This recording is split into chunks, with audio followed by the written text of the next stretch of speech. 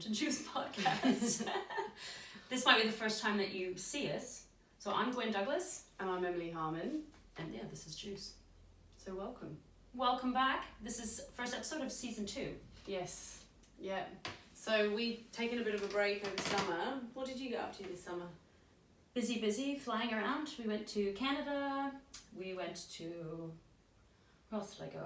Went to Paris.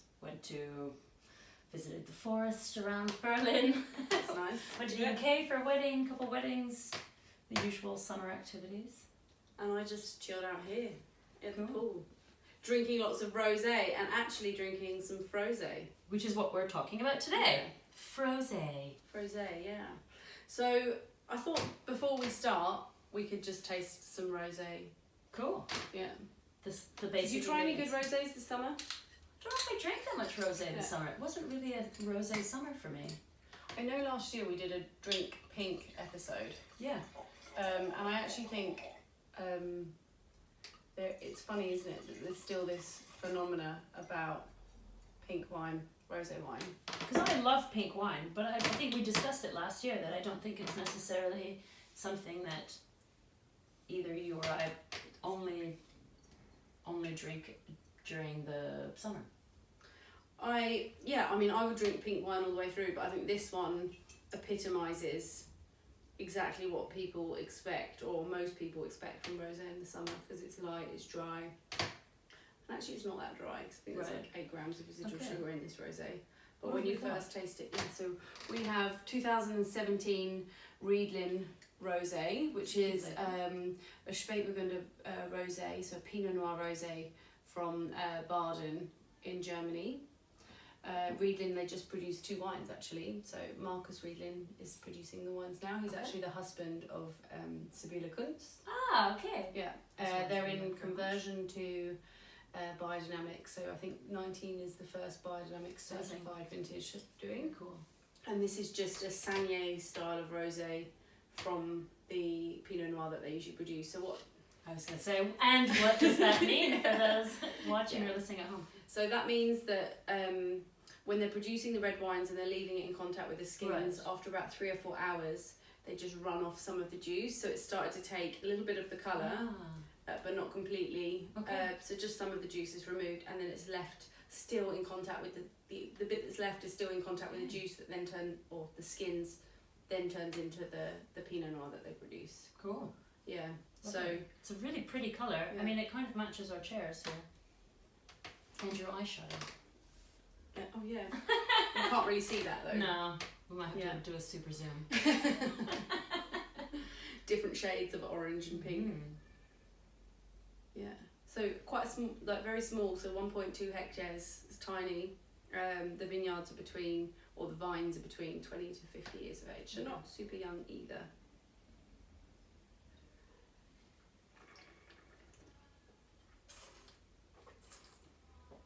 I love this so much. You can kind of taste already that little residual sugar immediately when it goes in your mouth. But because the acidity is so high, totally gives you that nice puckery back of the mouth feeling. Total definitely got a pucker. Yeah. So this is actually over the summer, as much as I downplayed it a little bit that I was at the pool, which I was at the pool a lot, still at the pool quite a bit. I have been setting up an import business and a wine distribution business here in Berlin, and this is one of the wines that actually I'm distributing now. And I'm really happy to work with them because I think they work really hard in the vineyard and the wines taste great. Totally. And this is, for me, the sort of rosé that you could put on a table, and people who like natural wine, people who like classic wine also. It's kind of an all-rounder. Yeah. It's kind of giving me like wild strawberry like jam. Totally. From who makes it in the UK? It's one of those fancy shops. I had one recently. It was delicious wild strawberry jam.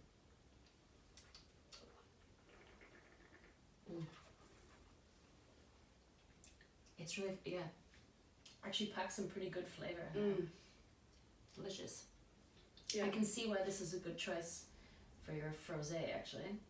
Yeah, I think it's good to have something a little bit has a bit of also that it has some character to it. Yeah, right. Yeah. Otherwise it would. Did you drink any good rosés over summer? I don't know. I mean, we drank that one orange together, the Canadian one. Which was pretty intense, wasn't It it? was pretty full on. From Piemonte Yeah. Skin Contact. So it said like super low acidity. It was really like Yeah. And just like, and quite a little bit boozy. boozy. Oh yeah. Yeah, no, I quite liked. I like that. Yeah, we haven't drunk anything pink together. I've been drinking No. a bit more Lambrusco over summer, which has been great. To be honest, I haven't been drinking that much. I'm working so Too much. Mm. I'm working so much. But then when I was in Canada this summer, Lucas and I really made a point of only drinking Canadian wine when we were there. So it was actually pretty interesting to drink some stuff that was Canadian, natural, with all of these sort of hybrids that have this like, I mean they're like, they make me think of like Marvel comic book characters of wine, you know, because they're so over the top Yes. in terms of expression that it's like. What did you think of those hybrid wines? I found them, I think like as anyone that listens knows, I love an aromatic. So I do think that they tend to be heavy on the aromatic side. Yeah. And even for me, I think some of them are pushing maybe a little too flowery, a little too grandma's bathroom. But I think that like a lot of them were actually really interesting. And it's maybe just a matter of taste. Because also when you go to North America, everything has this sort of over the top bigness in terms of flavor in the food and what people are drinking outside of wine. So it kind of makes sense that the wines that are most liked there are kind of big, like wines on steroids. I think, yeah, I've got mixed feelings, honestly, about the hybrids. I think they are very interesting because I keep staring at a fly in your glass and it's driving me mad, so I don't want you to accidentally drink it. I was gone. I would. Okay. Protein, I wasn't sure. It was like, it almost looked like an ant from here, and I was like, don't eat the ant. But sorry. Might have to be the name of the episode. Don't eat the ant. But I think very interesting because there are, you know, this new set of flavours, a new discovery. But do I think? Is it like? Is there legs to it? Are there Right. legs to it? I don't know. I'm a bit don't know whether undecided. these I feel things- like it's just right. the curious thing that's like, oh, it's the new Right. thing. But I don't know if I I think that enjoy for the me, wines. exactly. That's what I was gonna say. Is some of the stuff worked really well. Yeah. Like one of my friends in Canada made me try this pet nat that was sort of hybrids and some other stuff, and it was canned. And actually, in that situation, it worked really well because it kind of reminded me of the gin and tonics, or the pink gin and tonic from M&S in the UK. It's like same little can. You and your M&S. I know, I love the M&S. I recently did a guest spot in the UK in Essex, and I literally showed up with 4 just days imagine worth you of get to Schoenfeld Airport, just like green bags packed full of M&S. I showed up for my 4-day stay in Essex Cheese with, and pickle with sandwiches. £60 worth of M&S, like breakfast, lunch, and dinner ready. Come on, favourite meal from M&S? Cod Mornay in the balanced for you I didn't meals. even know that exists. So good. Cod on it. Okay, food to go then, not one that you have to Alright. get home. Then I like a cheese and pickle sandwich. That's a good choice. I like a coronation chicken. Coronation chicken, that's my jam. I Those love are a my bit two of that. number one. And you like anything that's kind of like vintage, slightly out of Yeah. fashion. And then I also like the roast dinner one with the coronation stuffing. chicken and gewurtz. Yeah. Fuck, that's like that's a a match really good made in heaven, pairing. actually. Alright, so next Next gewurztraminer time, episode yeah, we'll we're get doing. some coronation chicken Oh my sandwiches on the God. side. You know, in Canada they call it Bombay. Like Bombay, yeah, it's strange. I guess it's It's pretty much the same thing. It's I guess except so. like raisins, Yeah. creamy chicken, a bit sweet, some and a bit of curry, yeah. So maybe we'll do that, and then we'll have to think of some rivals. The coronation chicken will be one, and we both have to make Maybe a that'll separate be an sandwich on M&S the side. episode. Yeah. Cheese and pickle versus coronation chicken. When I next come back from the UK, I'll bring some M&S sandwiches for us, and we can do Some Scotch eggs. How to make the gewurztraminer with the The sandwich. the sandwich from M&S. So back to the hybrids. I think the pet nat was really successful because it's sort of something that I could totally see myself drinking and did drink on a hot summer day. So you've got like a little bit of sweetness. It's in that can, so it's like super cold if you've pulled it out of a bucket of ice. So that was really nice. And then we tried some Pearl Morissette stuff, some reds and some I love those wines. really delicious. Yeah. So And I saw that you tried Haywire as well, didn't you? haywire. One of the other. I thought that was one of the bottles you drank whilst you were away. Probably. There was one very boozy night at a lovely restaurant in Ottawa called Sounds Fauna. very out of character, I Gwen. know. I think we drank like 13 bottles that night. Between two? No, we were maybe 4 or 5. It just like We were yeah. hopefully 4 or 5. You mean? It was a bit We were nuts. maybe 4 or 5 But we- people, yeah, except there weren't 2 people there. That night was pretty fun because we ended up at a vegan restaurant in Ottawa that makes phenomenal cocktails and vegan cocktails using lots of. Aren't most cocktails vegan? No, not a lot of lots I mean, of egg not a white sour, stuff yeah. and all this stuff. Yeah, but a martini's vegan. Sure, but they were doing Not like more drinking experimental, else. like creamy drinks Okay. and things that vegans don't normally get to enjoy. With like pineapple. Yeah. Coconut milk, lots of chickpea water. Trying to like. I'm not sure if I'm into the chickpea water Really? cocktail Have thing. you tried it though? I feel like I had a chickpea water something somewhere. It does and give I it like a weird.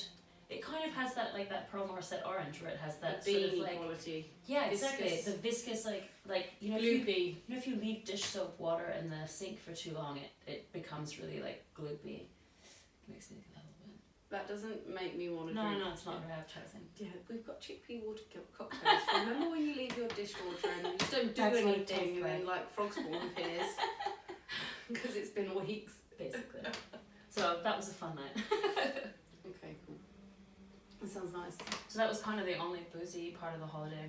We went to I forgot we went to Paris, and Lucas, my boyfriend Lucas, lost his mind, and brought home. We had to buy new suitcases to bring home, because he bought I think 2.5 cases worth of wine, in France.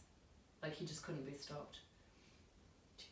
And I did enjoy that at the wine shop. After buying 2 cases of wine, the gentleman offered us a glass of wine, and what does he offer me? Gewurztraminer. Someone told him you were there. That doesn't happen. That happens nowhere in the world other other than in people. your living room. The lovely fellow from Fauna too, also a gewurztraminer fan. We're growing in numbers. Team Aromat. So Well, there we go. let's talk about Frosé. Yeah, let's talk about Frosé. So, Frosé, we were going to do an episode on last year and we didn't do one actually. So we just thought because we're sort of clinging on to the last little bits of summer, hopefully the weather's going to stay. But I was working last year in Miami, Right. 3 weeks, setting up a wine list on South Beach. And we're in the land of perpetual summer, obviously what people drink doesn't really change throughout the year, and because it is sort of beachy weather, Right. rosé is absolutely huge, to the point where some of the most Excuse me. expensive wines on the list are like magnums, double magnums Wow. of Just Whispering chuggy. Angel, Oh, like wow. some quite flashy rosés. So Because that name Whispering Angel just makes me think of like Victoria's Secret angels, like well, they pouring do, wine and they out. have one called Rock. Yeah, totally, and they have one called like Rock Angel as it just well. makes me think of lingerie, Yeah. doesn't it? But maybe that's the draw card That's as well. really the point, yeah. Yeah. So you see a lot of that. You see a lot of Minuti, a lot of the top Provence guys, Okay. gals. You see them there. And you see Frosé, so frozen rosé. As you can see, so last summer, Representing. representing. Gwen designed this t-shirt. I should show the back as well. Bit Miami Vice, I guess. I don't know if it's going to get in shot, but No, you're just showing everyone your bum now. yeah, bam. But so you designed this for Frosé Fest, which was an event idea that I had for the Michelberger last summer in Berlin, where we would just serve Frosé and do a barbecue and sell these shirts because they're amazing. Which are, I think, are very 90s Miami. I know next year I really Just have want to listen plan to better. Will Smith. Yes. Put on this t-shirt and drink frozen Welcome rosé. to Miami. Yeah. Bienvenido a Miami. And it actually, we were so busy, I think we sold something like 80 litres of Frosé. Like, Amazing. there was a point where there was like an hour where the machine just couldn't keep up. So, which was a blessing and a curse at the same time, because I was incredibly stressed, just like an amateur Frosé master. Yeah, not a Frosé master at all that I thought it was for the event. But yeah, it went really well. And I think actually it's just a very easy way to drink Frosé. No, it's kind of like, I actually think I'd never really noticed it until, like, when you were in Miami, you were sort of checking out all the different ways to make it in Miami. And then all of a sudden, I remember last year I was in Denmark for a bit, and I saw that they had like a hot dog stand that was selling Frosé, and it's sort of it's picked up traction in Europe now.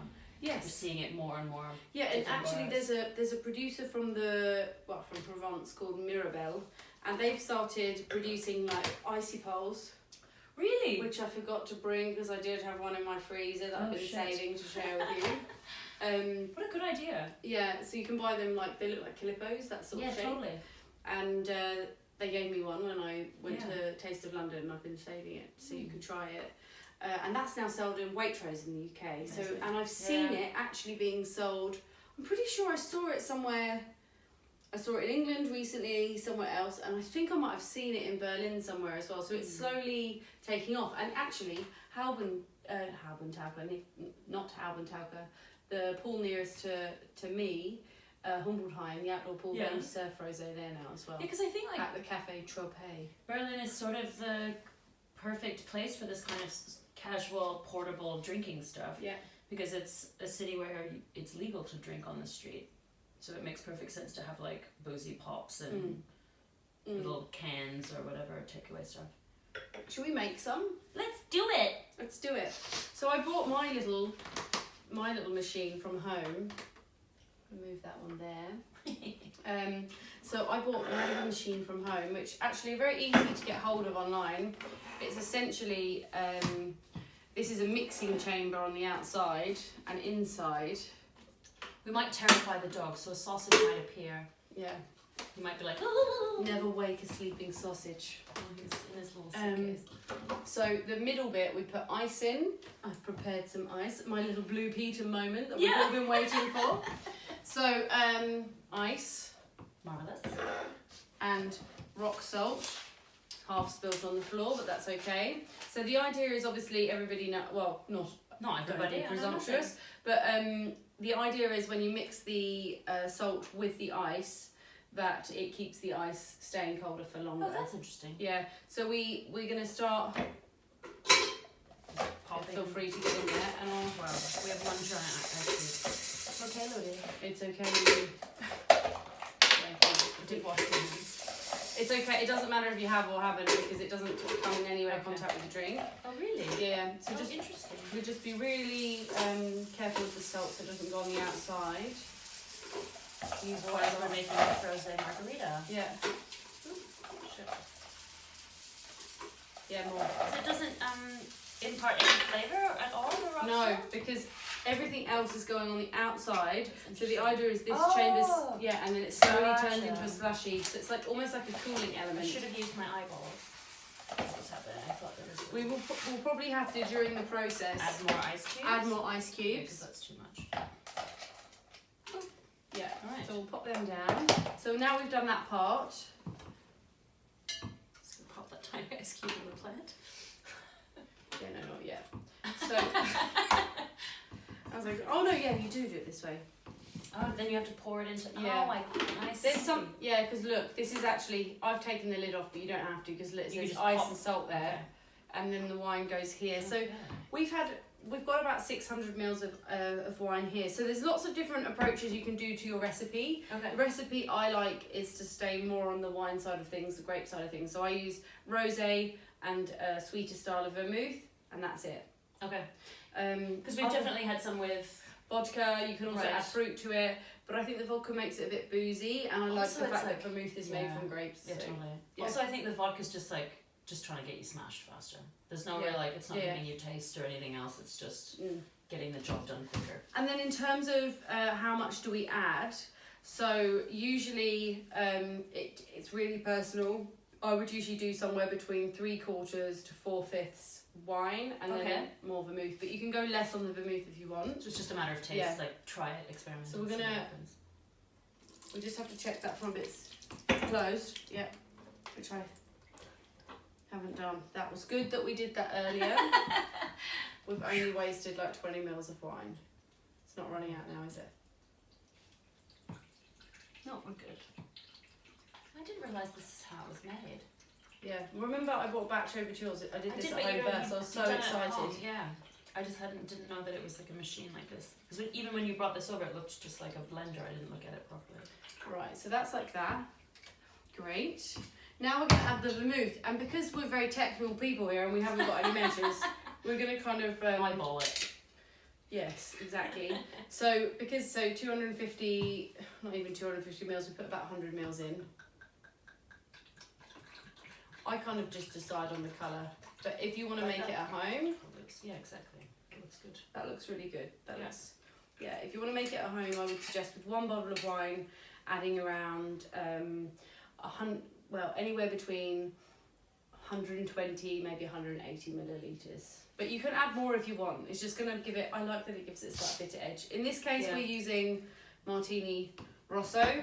Not to sponsor Martini in any way. That was just the one Just that we telling grabbed. you, Yeah, there's no... exactly. and yeah, I mean, it's actually a product that's available to a lot of people. Yeah, pretty much everywhere. Yeah, so I think... I would even think, like, this would be amazing to do with glühwein. Imagine, like, frozen glühwein. It probably Like would a be glühwein quite good. Slushy. Like a white glühwein slushy would be yum. Christmas slushies. Should I press the button? Yeah, On 1 or 2? just go for it. All the way. All the way. Wish you could see the dog's face. Yeah. So now you leave it, and this is going to take around 1 hour. Okay. And then periodically, like you can already see some of the ice has gone down, so you can chuck a bit more ice in. And we just have to keep adding ice, and eventually this will become more of a slushy. So we'll take a small pause here, and we'll see you in around an hour.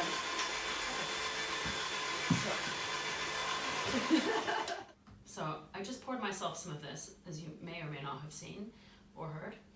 And so it's been about an hour, I guess. We're kind of at the beginning of frostiness. Let's be real. I think or is that we could go a bit longer. But for the sake of impatience. Yes. Would you take care to pour me some, because I have a little guest in my lap now. Yeah. Ludwig, a bit messy business, because of course it's not designed for these wine. Because Emily's already spilt it twice, so I mean, it's looking pretty frosty. Here we go. give me, yeah. So what we just realised is it's not that pink.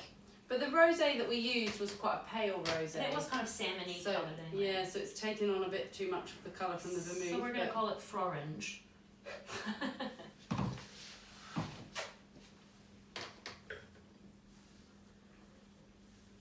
I mean, it's pretty refreshing. It's pretty easy to drink, isn't it? Yeah, totally. Food pairing? No food pairing. I don't think it needs food. Chips at the pool. Oh yeah, Chips just with ketchup just and mayo. salty chips, or even crisps. Yeah. Just some crisps. What flavour crisps? I think just salt. Kettle chips. Yeah. With salt. Posh. No You know. Walker's packet red. I mean, you know, I love Walker's a. red packet. I do love a skip. This would be quite nice with the skip. Mm-hmm. What do you Prawn do? cocktail flavored Pringles. Yeah. Prawn cocktail flavour. Yeah. I'd love a prawn cocktail flavoured Pringle. That actually would be quite good with They this. exist. Yeah, and they're delicious. I don't know what your dog is doing right now, but he looks sort of somewhere between I'm mixing it up and Bent in half. I'm really uncomfortable. Just like, oh, I'm okay here. I do find him sleeping. It's like in the most it's almost bizarre like a position. first date experience where you're like, I'm "Oh." here, but I Yeah. could move at any moment. Well, no, or like He's I'm at actually the just really first date and like maybe it's not going well, but I'm being too shy, so I'm like everything's fine, even though I'm vegetarian and I've got a plate of veal in front of me. He's just really tired today. He went for a long run. Oh, no. So now he's How like, can I help you? I don't know. Noodle's gonna noodle. Why do you think this is great fun? I would love to try some other. I mean, I want to try frozen gewurztraminer now. What would you call it? Is that what you're about to That's say? what I said. What would we call it? What should we call it? Gefrozen. Yeah, finest moment just about to happen. It's like I had a stroke or something. Frozen. No. Gewurztraminer. That's getting worse. I smell burnt toast. Oh, No, you were just like creativity on demand, aren't you? What would it be called? Frosé trameter. It's getting worse. Gefreeze. How about Framina? Framina. It's a. I feel like there needs to be Don't fucking frown on that after your last 4 attempts. They were awful. Gefrina. Gefrina. Gefrozé. But that doesn't make any sense because it's a play on rosé. Gefroze. Gewurztraminer. What about? What else could you freeze? I want to freeze No. everything now. There's no one coming in. I don't know, it's tricky. But what else could you freeze? Actually, what else would make a good gewurtz? Gewurtz. Gewurtz. Yeah, gewurtz, or just gewurtz. It's really difficult, actually. It's really hard. Gewurtz. Is there like a nickname for gewurztraminer? Just like Gewurtz. Or just grandma? Gewurtz. I've got one, grandma slush. Grandma slush. Want a bit of grandma slush? I mean, that sounds really naughty. Yeah, Oma slushy. I don't know. An Oma slushy. Slushy de Oma. But what else could you make? Because I think rosé is really fun, but is there a... Friesling. Oh, Friesling. Friesling would be great. What else? Like I said, I think Christmas episode, you could have a little... I mean, maybe you live in a part of the world where it's not cold in winter. Yeah, or you live in Germany and you're like, it's so cold I can't feel my face when I leave because it's so humid that the nostril hair is almost like freezing on most people's faces. Also. So let's just get even colder and... Why not? But maybe you live in Australia. Yeah, Australia. Yeah. How about even like frozen Aperol? I would love an Aperol spritz done like this. I actually think that's a great idea.